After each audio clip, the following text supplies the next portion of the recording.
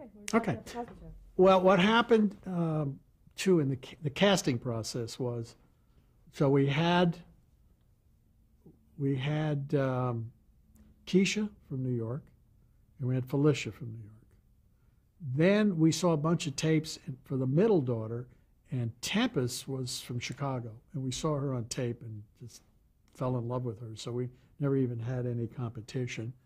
And Lisa, they saw out here, and when we brought Whitney Houston back. So when Whitney said no, Lisa was perfect for the part because that was the one daughter that's supposed to drive Bill crazy a little bit.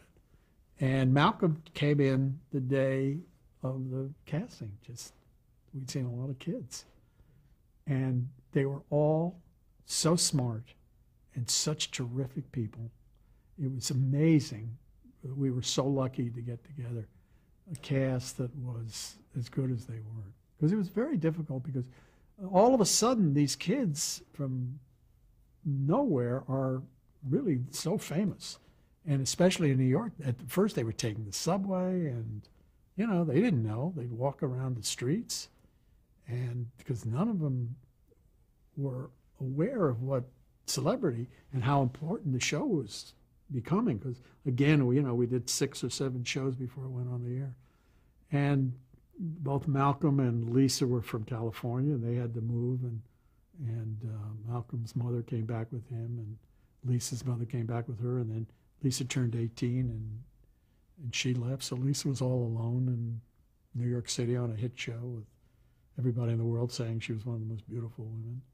It was just could have been a really difficult time. But Bill was like a father to these kids, and Felicia filled that wonderful, there was a calm, an inner calm in her, and she really loved the kids. So they had a certain structure at work. And, maybe they weren't, it was a little difficult for them to adjust to New York. Keisha's family was in New Jersey, so that was no problem. But Tempest's mother came with her, and, because she was from Chicago. So it was a difficult time for the cast. What were the challenges for you? Well, the biggest challenge was trying to put a show together because it wasn't like everybody knew their lines. You were doing sometime line by line by line, trying to fit lines from one show in, and then a pickup, and then the evening show, or pickups from the evening show. And because cameras would break down, color balance would go off right in the middle of a speech, the color would go off. So you were forced to a cut. I mean, it was very difficult technically.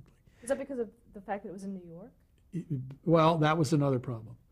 The crew was from Saturday Night Live, and they were used to, as soon as they lost their light, checking focus. The way we worked, because I may cut, because I was cutting it live, and then I could edit it, I may want to stay on this person a little bit longer, or I may want to go there a little earlier than I was supposed to, but the cameras were used to adjusting. So the crew had to learn the way we worked. And of course, we were Californians. We didn't know how they worked. They didn't like me. They didn't like the show. They didn't like the way we worked. They didn't like anything about us until the show came on the air and was successful. Then all of a sudden, hey, we do the Cosby Show. It was really interesting. And they were great guys, and we got along wonderfully. But it was, so we're starting to have these camera problems. So I call up Grant Tinker, who's chairman of NBC, who's owned by RCA, and say, Grant, we have a real problem with the cameras. And he said, what do you mean? I hear everything's going great. And I said, no, it's not going great. These cameras are terrible. And he said, well, what do you want to do? I said, I want to get better cameras. RCA doesn't make them. So he sent Brandon Tartikoff, who happened to be in town to see the next show. And naturally, right in the middle of the show, the cameras break down. We sit there for about 45 minutes. And the next week, we went out and rented Japanese cameras, Ikegamis. And never had a bit of problem after it. So the second year, we hear RCA has come out with brand new cameras. They're state of the art. I said, fine. But instead of doing a show, I want to do a test run. So we got an improv group together. And I just said, you guys just make up scenes and I'll shoot it. So we're shooting it and I'm cutting it. All of a sudden, there goes the camera off. So the RCA, the NBC people call up and say, now we're number one by now, the second year. It went pretty well, didn't it? I said, no, it didn't go pretty well.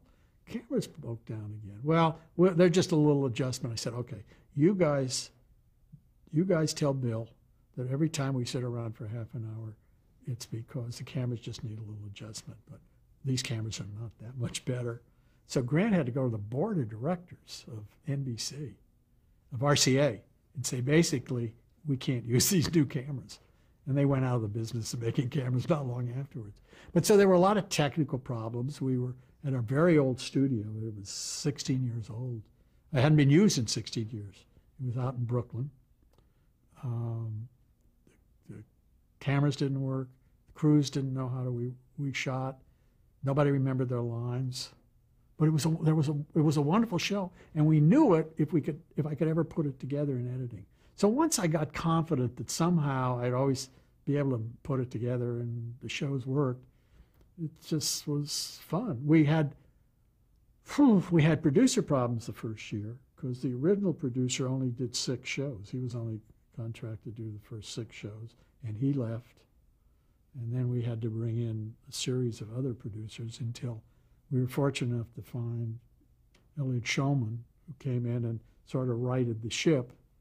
And John Marcus, who'd been one of the junior writers, really became a solid writer. And I had worked with Matt Williams, who did Home Improvement, and I suggested he do the show. And then Carmen Finestra came in. So the second year, Elliot didn't want to stay in New York. He went back. So John produced it, but Matt and Carmen and John wrote practically all the scripts together.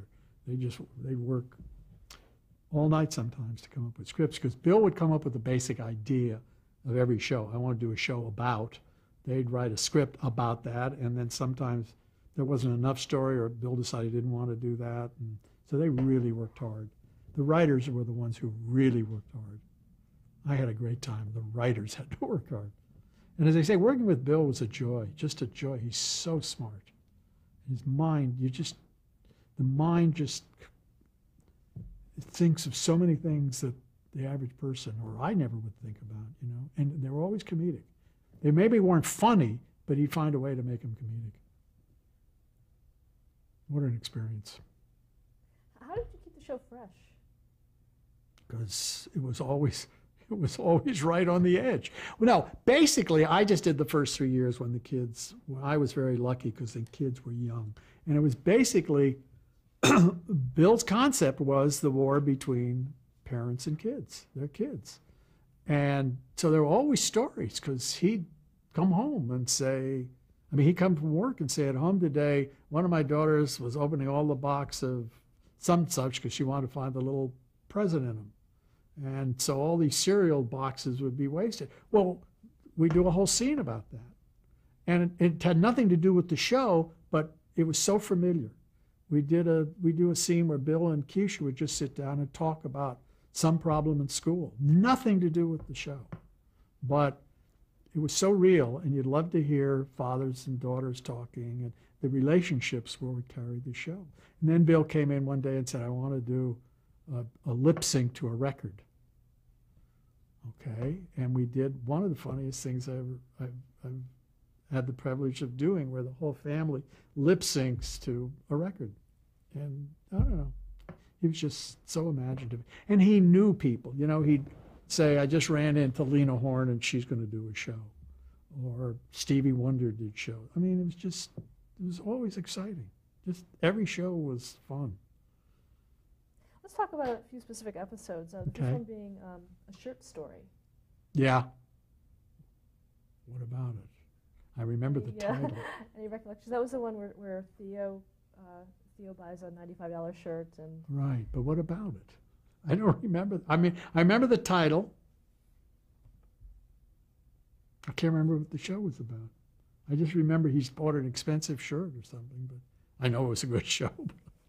Sorry. I know you're going to remember this one. No. Position of the Year with the guest star Sheldon Leonard. Yeah. In the script, Bill gets an award for being the Doctor of the Year. And he said, when we were talking about the show, he said, I want Sheldon to give me the award. He said, oh, great, great. Bill just loved Sheldon. Sheldon was like a father to Bill because he'd given him the chance on I Spy. He believed in him. The network didn't want him. He wasn't a great actor. He was a stand-up comedian, and Bill just adored Sheldon. And of course, I was the same way. So we were both very excited. The one problem was that I remember when Sheldon was like on the Danny Thomas show, he had a little trouble remembering lines. And so, I told you how Sheldon liked to work. He'd work a lot of rehearsal and line by line. Well, that's not the way Bill worked. Bill would work, okay, you go here and I'll do this. And I'd say, okay. And Sheldon, you just stand there and you say the thing. And he'd say, no, wait a minute, we got to talk about this. And Bill would be gone. Bill would be out the door. And Sheldon said, well, I'm not happy with these lines. I said, okay, well, we'll tell the writers and they'll come up with new lines. So it was a difficult experience for Sheldon. It was not easy. And so it was hard for me because, I mean, this is my mentor. And the night of the show, he just wasn't on top of his lines because we hadn't rehearsed them and they changed. But again, I now knew how to shoot a show. I knew, give me those 4 lines and I'll cut away, and now I got a wide shot. You know, I knew how to piece the show together. So I said, don't worry, I got it all. And he said, no, we have to stay and do it. I said, fine, we'll stay after the show and you get a whole run at it. And it wasn't, you know, he couldn't really, when the audience was going, it didn't really happen. But it worked, but it was a difficult week. And Bill gave up his dressing room, and, you know, he said, don't tell Sheldon, and he moved up to the 2nd floor, and he let Sheldon have his dressing room because he was just, you know, Bill was so thrilled to have him there. But he didn't do any hard, he didn't work any harder. He didn't say to Sheldon, you know, you want to spend more time on this. He did it the way we did it on the Bill Cosby show. And Sheldon had to adjust to his way of working. So it was fun, but I don't think it was as much fun for Sheldon as it was for us. We had a show with Stevie Wonder. And there's a whole scene with Bill and Stevie. And Bill said, it's not right. I want Stevie, I don't want to be in that scene.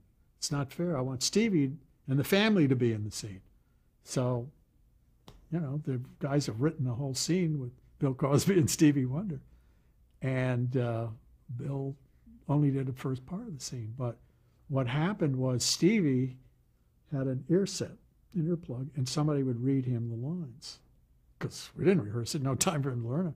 So they take the script, and Bill would say ABC, and Stevie would answer XYZ because that's what he was supposed to. And it didn't make any sense. Bill wasn't giving him the proper lead-in lines, and Stevie was answering to something that Bill hadn't said. So eventually I said to Bill, Bill, try your very best to give him lines he can answer. But just having Stevie Wonder on the set. And then we had Lena Horne. And that was a really interesting experience because the kids didn't know who Lena Horne was. I mean, they probably had heard she was a singer.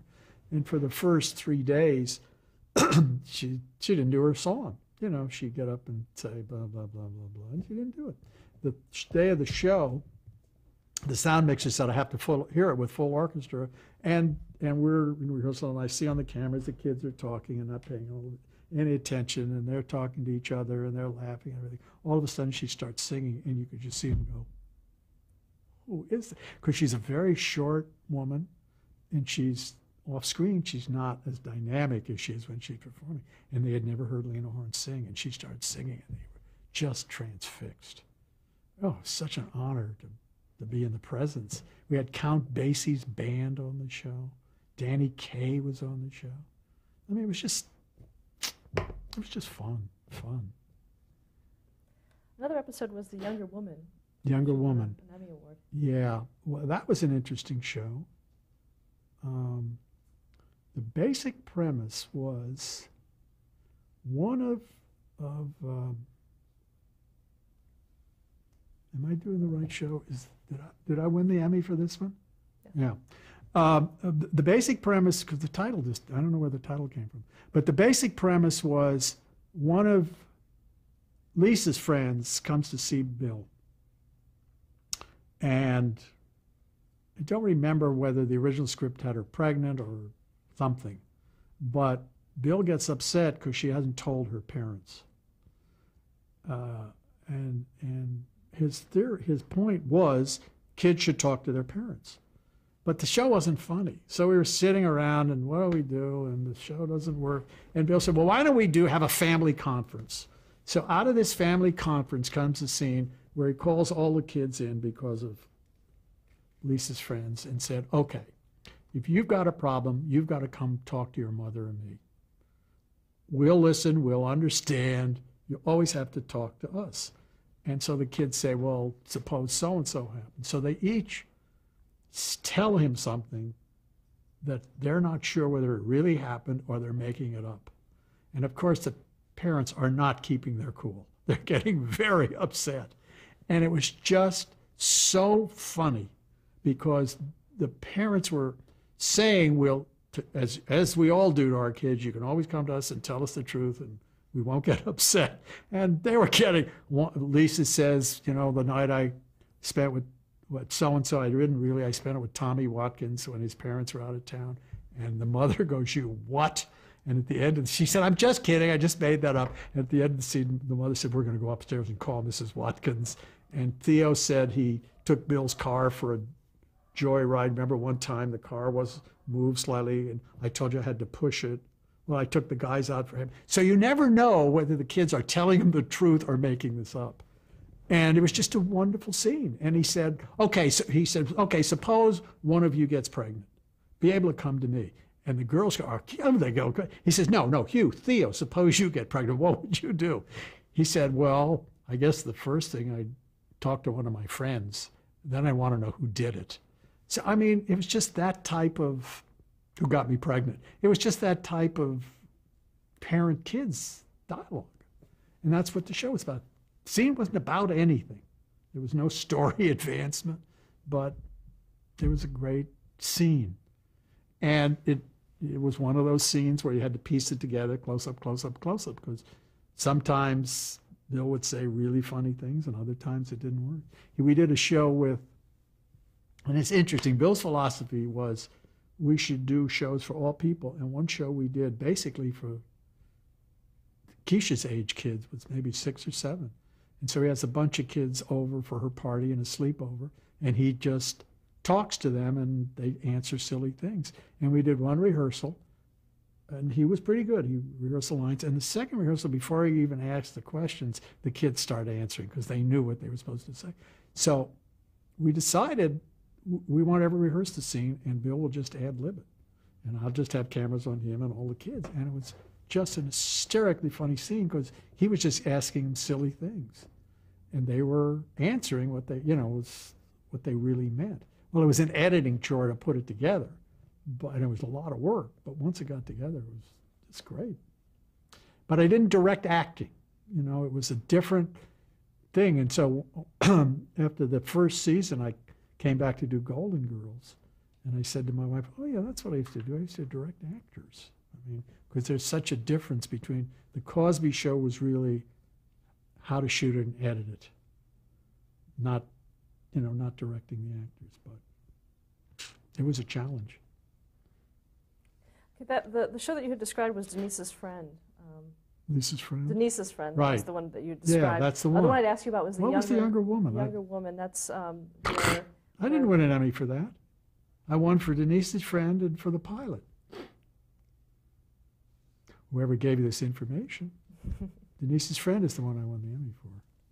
The Younger Woman, I don't remember what that was about. That's why I couldn't figure out what the title was. So let's move on to And So We Commence, the final So episode We of the Commence, series. yeah. It was okay. It wasn't the show it should have been, I think. What it basically was Theo graduating college, and the parents are so proud of him because they did find he was dyslexic and how hard he had to work. And there was originally a really wonderful speech between Bill and the boy, but Bill didn't want to do it, so Felicia did it. Why didn't he want to do it? He just didn't want to do emotion, I guess. I don't know. It was an okay. It wasn't the greatest ending show, I think. Why did the show end? but it's time to move on. I mean, it really was over. It was over 3 years before because the kids were grown. And they brought in Raven, you know. I really, by that time, I was only coming back like once a month. But the show really was over because the kids were no longer little kids and he wasn't raising them. And Raven played, I think, Lisa's stepdaughter or something. You know, so it was just time. Shows have, some go on way past where they should end. Some end too soon and some end, you know, around the right time. Can you as a director feel it? Oh, sure. Sure. We've done that. We've been there. We've said that. We're repeating ourselves, you know. What's new? What's interesting? What's exciting? And some shows, you know, you know you can keep going. Mary, I think we could have kept going. You know, if we'd had the same cast, you move her up. But Bill's show, because it was no longer the story of the parents at war with the kids. He'd raised them. They were all gone.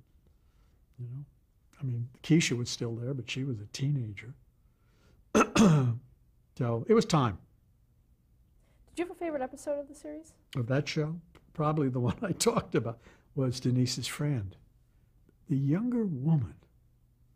I remember the title, but I can't tell you what the show is about. What's it called? Is there a premise or anything? Yeah, a friend of theirs brings a girlfriend. Oh, to yeah. their house. What? Yeah. It was a friend of Bill's, his age, is dating a younger woman. But I don't remember anything more than that. Sorry. It was. Why'd you pick that one? You thought I won an Emmy for that? Denise's friend, the one I described. In 1987, you also directed the pilot for the spin-off series A Different World. Yep. That's an interesting story. Bill came up with the idea of let's do a black college, and Lisa's roommate is a white girl. Let's do a reverse story, what it's like to be a white girl in a black surrounding. And the reason she's there is because Lena Horne is teaching a class in acting. Now, Lena Horne had done a one-woman show on Broadway that's one of the most amazing shows I'd ever seen. She talks about her life and sings, and I mean, she's just so brilliant. And it was a really exciting idea. And we had preliminary casting, and the casting director sent a girl from Los Angeles to meet us, who was going to be the roommate. The script hadn't been written yet. And we met with her, and we all fell in love with her because her name was Meg Ryan. But at the last minute, the agents decided Top Gun had come out. She shouldn't go into television. So now we had to cast the girl. We saw a lot of girls, and Marissa Tomei came in, and she was wonderful. So that was the premise of the show, but in production of it, it sort of got changed. And Lena didn't do the show, and it didn't really become the story of a white girl in a black college, and they didn't quite know how to write for Marissa because John Marcus and Matt Carmen wrote the pilot, and I directed it. Then we went back to Cosby, and it didn't really find its own voice for about 2 or 3 years to when Debbie Allen came in. By that time, Lisa had left the show, and Marissa had left the show. It became a different show. But that was the original concept, was really interesting, I thought. In the mid-'80s, you directed The Golden Girls Pilot. Talk a little bit about that, the casting. Well, the casting was interesting. We started when, because it was a Susan Harris script, and I just loved it. And the first name that came to mind was Betty White to play Rue McClanahan's part. I can't remember the character. I know she was Blanche.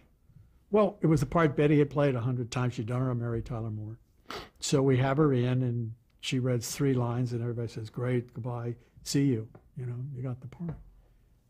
And I was Paul and Tony were doing something else, so I was essentially doing the casting.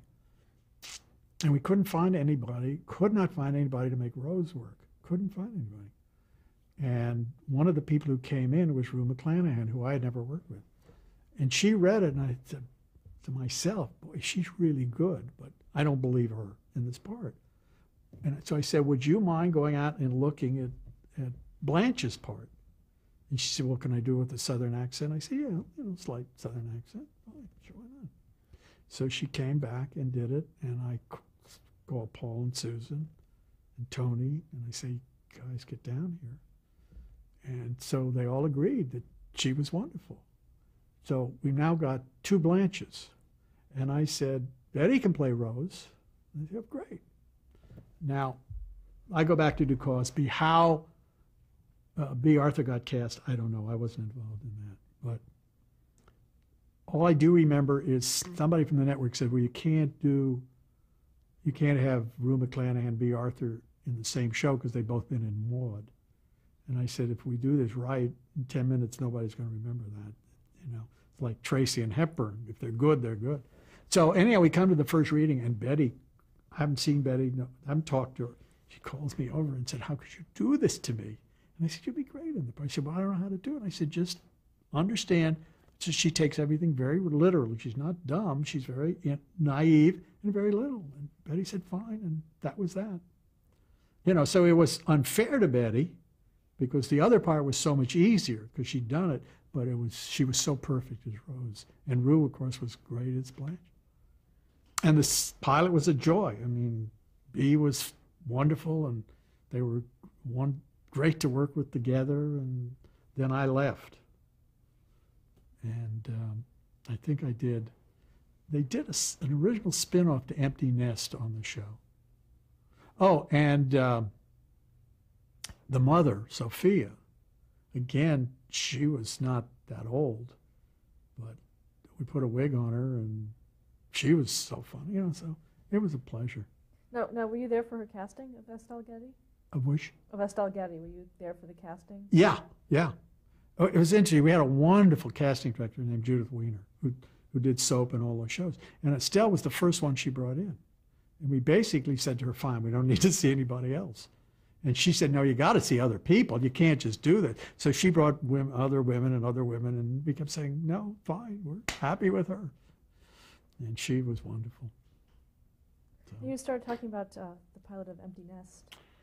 Empty Nest was basically called Empty Nest because it was neighbors of the Golden Girls whose daughters had gone away to college, and the husband and wife were left all alone. That's why it was called Empty Nest.